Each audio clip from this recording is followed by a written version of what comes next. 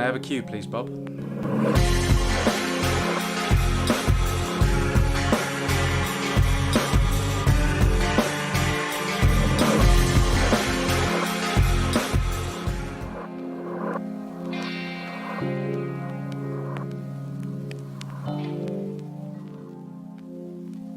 Hello, my name's Chris. What's yours? Welcome back to Marathon Man, where I'm going through the history of James Bond, looking at the novels and the films in release order, as well as taking little pit stops along the way to look at various other media that may have come out in between.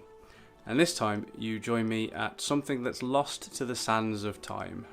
Yeah, lost to the sands of time. Now, this isn't just like a missing episode of Doctor Who. I'm doing a marathon of Doctor Who from the very beginning, and a lot of the episodes from the 1960s of Doctor Who no longer exist in full. But fans were so switched on and obsessive about Doctor Who even back then that audio recordings were made. So even though the episodes themselves may not exist visually, the soundtracks to each episode, the audio of each episode of Doctor Who does exist, and that means reconstructions can be made, and we get a sort of like decent idea of what that episode of Doctor Who may have been like when it's combined with behind the scenes photographs or telesnaps that were taken from the TV episode's broadcast. This, however, was audio to start with, and no recording exists. This is completely gone. James Bond on the radio isn't as rare a prospect these days. Yeah, okay, Martin Jarvis's series of Radio 4 adaptations of Fleming's novel starring Toby Stephens as James Bond is a pretty infrequent concern. In the last 16 years, there have been 9 of them, and for the last 4 years, there have been none. So, not many. Although, same time frame for the films, and in the last 16 years there have been 4, with none for the last 3, and no news forthcoming whatsoever about the immediate future, even though at this point, after Die Another Day, Daniel Craig had already been cast in Casino Royale, was due the following year, and oh god, why is it so quiet? But let's not depress ourselves with all that just yet. But Martin Jarvis's series for Radio 4, which this marathon will be getting to much later on, has seen James Bond's presence as audio drama relatively flourish in the 21st century. Prior to that, there were precisely 2 that we know of. A 1990 radio adaptation of You Only Live Twice, starring Michael Jaston as James Bond, the only actor to date to have played both James Bond and the Doctor in Doctor Who. Kind of. And a 1950s adaptation of Moonraker on a South African radio station, starring Bob Holness as James Bond. Not only was this production performed live, no known recording exists, which means that this slice of performed James Bond media is likely to never be heard again. But more than that, so little was known about this that it actually became hard to pinpoint what year it was broadcast. The novel came out in 1955, and the idea that the most recent novel would be the one to be adapted kind of gave birth to this notion that it was a 1956 broadcast. I always thought it was a 1956 broadcast, and indeed 1956 is the given year in the timeline given in Andy Lane and Paul Simpson's pretty comprehensive Bond Files reference book. So, why, Chris, are you slotting it in after the From Russia with Love novel? Because that's where it goes, and 1956 does seem like the right point. This putting it here does seem quite oddly late. I mean, after all, why adapt Moonraker when both Diamonds Are Forever and From Russia with Love have been out and are therefore more recent properties, and maybe sort of have lodged themselves far more firmly in the public consciousness? Why Moonraker was chosen is not something I have the answer to, but Mark Edlitz, who has been able to unearth the answers to a couple of long-standing Bond mysteries, discovered when compiling his book The Many Lives of James Bond the actual date of broadcast of this lost Moonraker radio play, and it was later than many seem to think. Discussing the project with Bob Holness' daughter Roz, the actual contract that Holness was issued with by the South African Broadcasting Corporation was discovered, and it dates the radio play to the 30th of January 1958.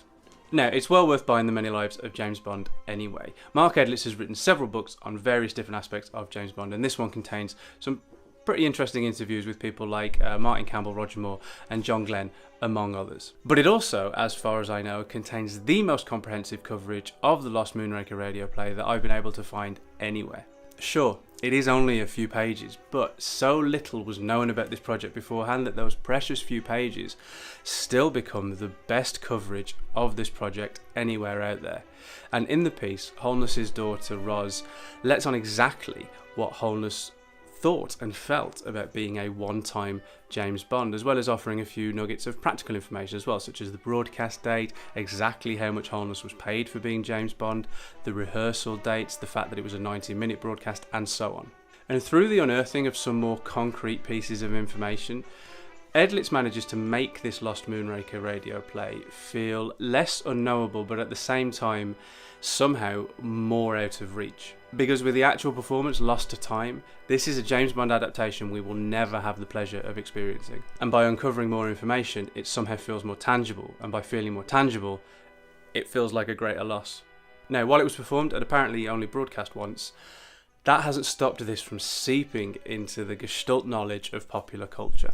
For those watching who may be unaware, I prat about for a living, and a few years ago I was on a fairly extensive tour around the UK, and I used to do a bit of material about that sort of the nerdy impulse that we have to correct the tiniest little thing. It makes no odds, we know exactly what the person is talking about, it makes no difference, but we just can't, stop ourselves from doing it, the I think you'll find impulse. The example I used to use was hypothetically somebody being asked who their favourite James Bond was and responding Sean Connery, the first one, only for somebody else, not necessarily in that conversation, to pipe up and go, actually, I think you'll find. And the reason that I'm saying this is because I used to leave it open for the audience to then shout back who they thought the first James Bond was. Now, yeah, a lot of people would shout David Niven, but on a 110 plus date tour, 8 shows out of 10 there would also be somebody that would shout out Bob Holness. So even though the production in which he played James Bond had been lost for over half a century,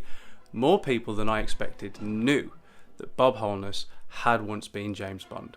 Not the answer I was looking for, of course. The answer I was waiting for was actually Barry Nelson. But it was always fun when someone shouted out Bob Holness, because it never failed to get a laugh. And that was a laugh that the audience did. I didn't even have to work for that one. Because while more people knew that Bob Holness had been James Bond than I was expecting, everyone knew who Bob Holness was. The beloved host of the British version of quiz show Blockbusters from 1983 to 1994 and Call My Bluff from 1996 to 2002, he was a fixture for huge amounts of people on their TV screens, and, while hugely popular, an odd fit to have been James Bond. Finding out he had been was an immediately funny image for people, as is the image of him playing saxophone on Jerry Rafferty's Baker Street, which might be why that rumour took hold. But it was no urban myth that he had been James Bond. He undoubtedly was, for 3 rehearsals on the 26th, 28th and 29th of January, and for 1 live performance at 7:30 p.m. on the 30th of January 1958 for the South African Broadcasting Corporation. No further Bond radio adaptations starring Holness were made, although the intention was to do more after the Moonraker one was apparently a modest hit. And when getting in touch with Ian Fleming and his estate, apparently what they said was that there's some interest in making some films of these, but if that doesn't work out, we'll get back in touch. Wonder what happened. And produced by John Jackson in a script by Hugh Rouse adapted from Ian Fleming's novel Moonraker, Bob Holness got to be James Bond only once and never again.